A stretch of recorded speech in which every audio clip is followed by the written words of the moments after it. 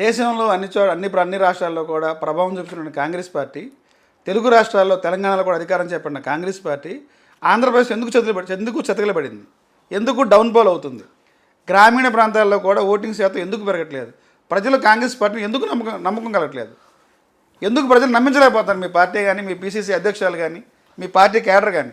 ఇందాక ప్రజల్లో ఎందుకు మీరు నమ్మకాన్ని కలిగించలేకపోతున్నారు? ఇందాక మీకు ఒక పాయింట్ చెప్పాం, గుర్తుందా? కాంగ్రెస్ పార్టీలో ఫలాలన్నీ అనుభవించి పక్క పార్టీలో గెలిపారు. సో మాకు కొంత ఏమైపోయిందంటే లీడర్షిప్ని బిల్డప్ చేసుకోవడం, ఇదంతా జరిగేపాటికి కొంత ప్రక్రియ జరిగింది. సో ఆటోమేటిక్గా ఇప్పుడు ఒక స్ట్రెంత్ ఏర్పాటు చేసుకున్నాం, ఒక బెంచ్ ఏర్పాటు చేసుకున్నాం. 2029కి వచ్చేపాటికి మీరు అన్నట్టుగానే అధ్యక్ష అన్నదే 100కి 200% అసెంబ్లీలో కాంగ్రెస్ పార్టీ వాయిస్ ఉంటుంది. కేంద్రంలో పార్లమెంట్ సెక్షన్లో ప్రధాన ప్రతిపక్ష పార్టీగా ఉన్నటువంటి కాంగ్రెస్ పార్టీ ఏనాడైనా ఆంధ్రప్రదేశ్ హక్కుల గురించి ఎందుకు మాట్లాడలేదు?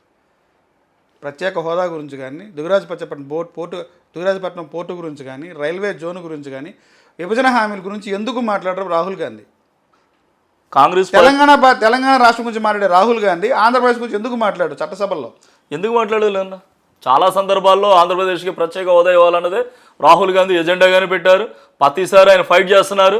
ఇవాళ మీరు ఇన్ని చెప్తున్నారు రాహుల్ గాంధీ గారు ఫైట్ చేయట్లేదని. ఇక్కడున్న ఎంపీల్ని ఢిల్లీకి తాకడబెట్టి వాళ్ళ అధికారంలో నిలబెట్టిన చంద్రబాబు నాయుడు గారు ఎందుకని ప్రశ్నించట్లా? చంద్రబాబు నాయుడు గారికి వాళ్ళకి అవుట్ రేట్గా కూటమి గవర్నమెంట్కి 21 మంది ఎంపీలు ఉన్నారు. మీరు ఏపీకి ప్రత్యేక హోదా ఇస్తానని నేను మీకు మద్దతు ఇస్తానని చెప్పొచ్చు కదా.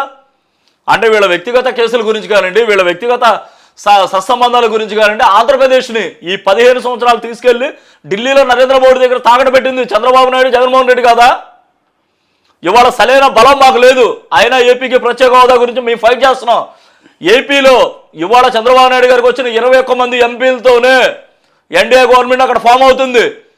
ప్రత్యేక హోదా ఇస్తానంటేనే 4.5 కోట్ల ప్రజల ఆకాంక్ష మీ చేతిలో ఉంది. ఇవాళ మీరు ఎంతగానో అడగలేకపోతున్నారు. వాళ్ళు తాకట్టు పెట్టినప్పుడు కాంగ్రెస్ అధినాయకులైన రాహుల్ గాంధీ ఎందుకు పార్లమెంట్లో ప్రస్తావించాడు? ఆంధ్రప్రదేశ్కి ప్రత్యేక హోదా ఇవ్వాలా, రాష్ట్రం వెనకబడిపోయిందని రాహుల్ గాంధీ గళవెందుకు వినిపించాడు? రాహుల్ గాంధీ నా స్ట్రైట్ క్వశ్చన్.